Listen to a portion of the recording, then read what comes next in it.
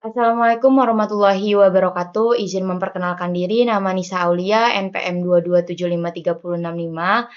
Baik, di sini di pertemuan 6 jaringan komunikasi data, saya diberikan tugas dalam komunikasi data yang berjalan pada model OSI layer terdapat protokol yang memungkinkan komunikasi berjalan dari layer 2 menuju layer 3 maupun sebaliknya. Sebutkan dan jelaskan serta berikan contohnya pembentukan cara kerja protokol tersebut pada IP 4 dan IP 6. Presentasikan dalam bentuk video berdurasi minimal 15 menit dengan menampilkan identitas wajah mahasiswa. Oke, baik di sini saya akan menjelaskan pertama pada pertemuan kita yang 9.2.1 yaitu pengertian dari ARP, Address Resolution Protocol. Nah, di sini kita akan menjelaskan pertama kali tentang ARP, Address Resolution Protocol. ARP adalah istilah yang digunakan untuk mencari IP address atau alamat MAC address perangkat ketika kita mengakses suatu website browser yang menghubungkan koneksi antar dua sistem menggunakan layer aplikasi seperti HTTP. Layer ini melibatkan Transmission Control Protocol (TCP) dan lapisan pendukung lainnya. Untuk menambahkan informasinya seperti port, IP address, dan MAC address. Oke.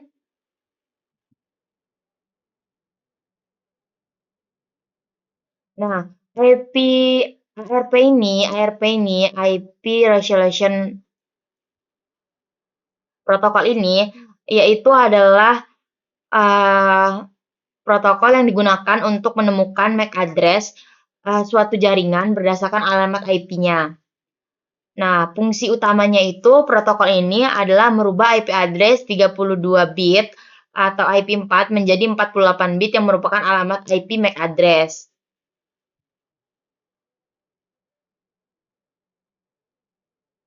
Nah, IP ARP ini juga digunakan untuk berkomunikasi di jaringan area lokal atau Ethernet.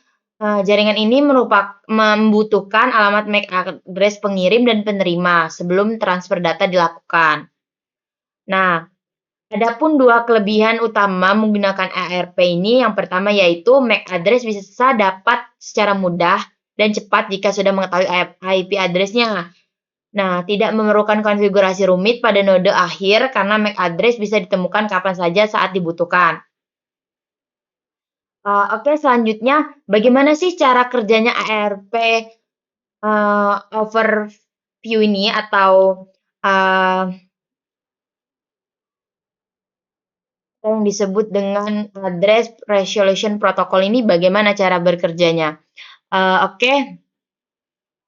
Ketika kita melakukan komunikasi perangkat, tujuan akan mencari MAC address terlebih dahulu. Jadi, ARP ini akan mencari nomor tujuan IP-nya atau MAC address-nya terlebih dahulu. Setelah itu,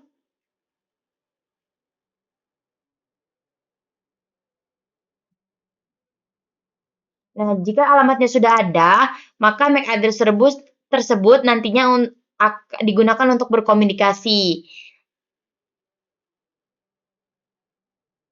Nah, di sisi lain perangkat juga mendapatkan pesan ARP request apabila alamat MAC address-nya itu tidak tersedia. Jika alamat IP address-nya tidak tersedia, maka ARP ini memiliki request.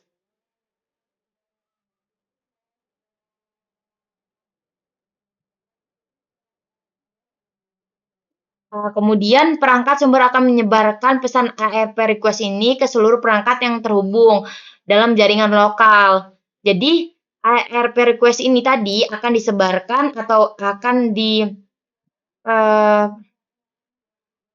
diberitahu ke perangkat yang terhubung ke jaringan lokal tersebut. Nah, jenis-jenis ARP message. Nah, jenis-jenis ARP message itu ada ARP request, ARP reply, terus ada ARP reply, read, ARP request, terus refresh ARP respon. Jadi, nah di sini juga ARP address ini ada perannya, yaitu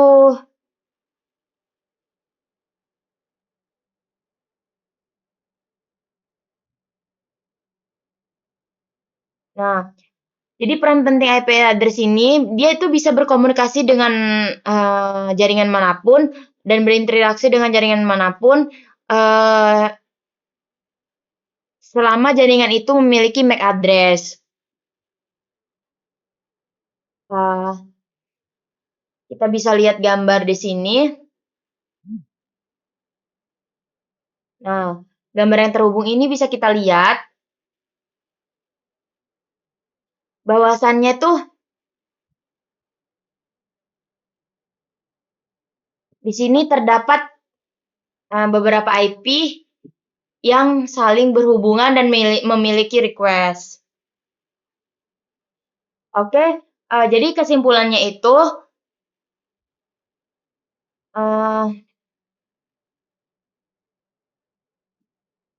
ARP adalah protokol yang digunakan untuk menemukan MAC address perangkat di suatu jaringan dengan cara memanfaatkan IP address penerima.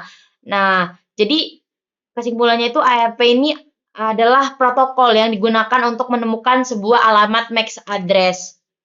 Dari itu baik request ataupun penerima ataupun eh,